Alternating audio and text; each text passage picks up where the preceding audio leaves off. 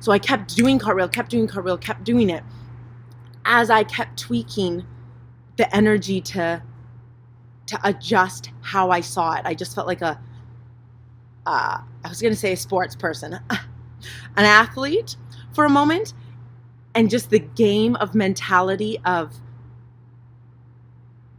a physical action to like do that.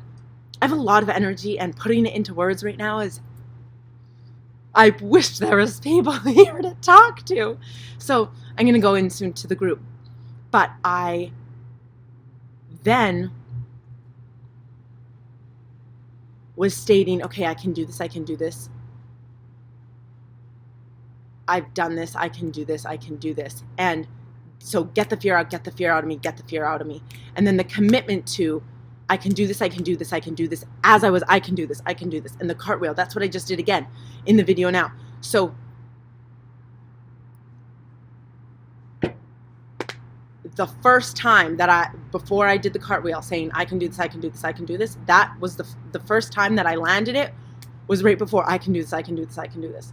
And it felt so freeing. It felt so like fulfilling and accomplished, because I really wanted to get it done. And I kept walking away and I was like, I'm not fulfilled. I'm not there yet. I wanted to stick it. I wanted to stand on both feet. I wanted to do it now, the first time, get it up.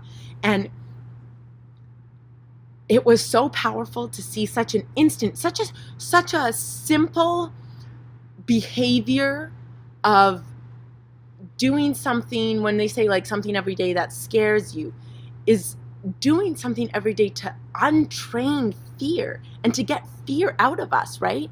And that's what I am employing in this situation. Is I do things little like this, like, or on my deck, I'll do a handstand like near the edge and stuff, so that I can get myself to a place that all the things you might apply to the appropriate areas of your life and the things that you're into.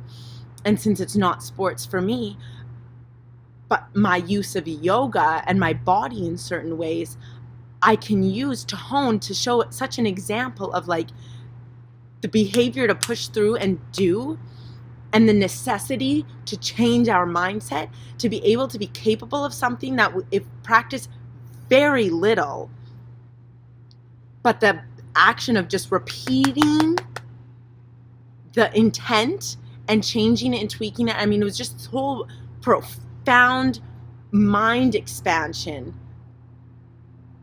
through an exercise. So today was an exercise of how to employ finding out what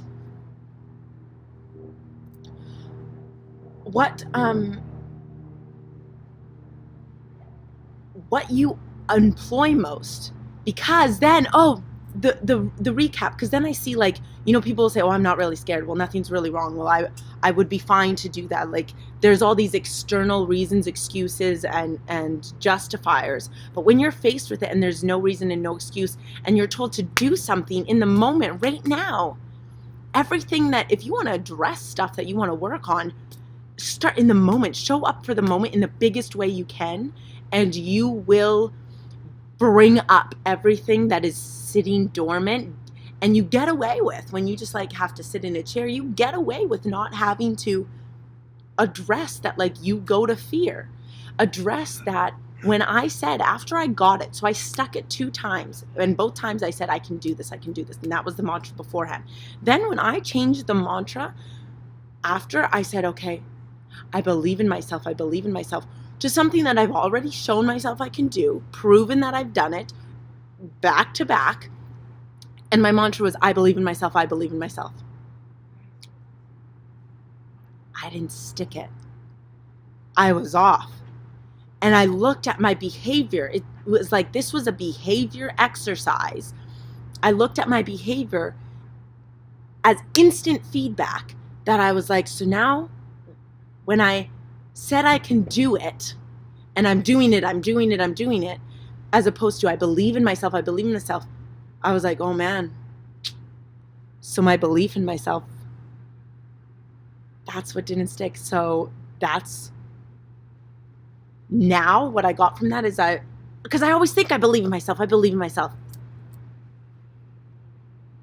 And now I know I don't enough. I don't yet. And it's not even enough. It's like you either do or you don't. And this I think we can get into telling ourselves a story so much, and we don't check it on the front line of like a call to action, because I would still, if I didn't force myself to do something that felt bigger and felt like it called upon me to do out of a comfort zone, out of my routine, it's not in my routine to do a cartwheel up on a beam, then my truth serves up. Like, you show up with what you already have developed. And what I have developed is a disbelief in myself. That now I went back and I had a reality check. I was like, okay.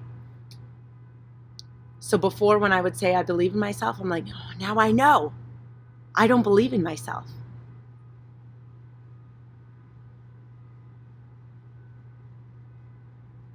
I got like hope for myself, intention for myself, and like aspired belief in myself, and the elements that, if confirmed with belief, would lead to execution. So now I know now I know I need to fucking work on that. Now I know I need to work on believing on myself. And now I know that is the decision I'm making. And it was just like, it was a reality enforcement. And it was so fucking empowering. This is the thing. We talked about empowerment. This is going to be like redundant titles sometimes, probably. But it is so empowering to know where you're not empowered. It just is. Self-awareness in its fullest visceral way, response, all this feedback that happens, if we are open and engaging and listening and responding and receptive, there's no need to be afraid of the truth, because it's always serving to give you the greatest.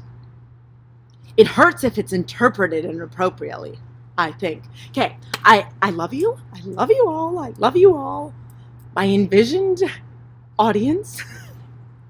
And I'm going to eat lunch and get a tarot card reading, actually, by one of my friends there. So, loving NLP, loving life, loving it thanks to me and everyone that is influencing me. And I hope that this is an influence to someone eventually at some point.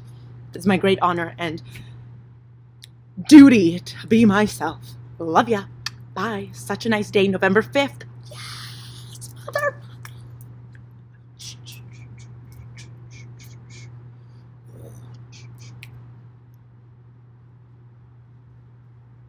Brought to you by The Soulful Babe.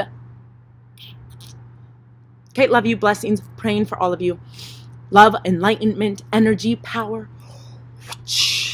Tracy Lynn Olson, out.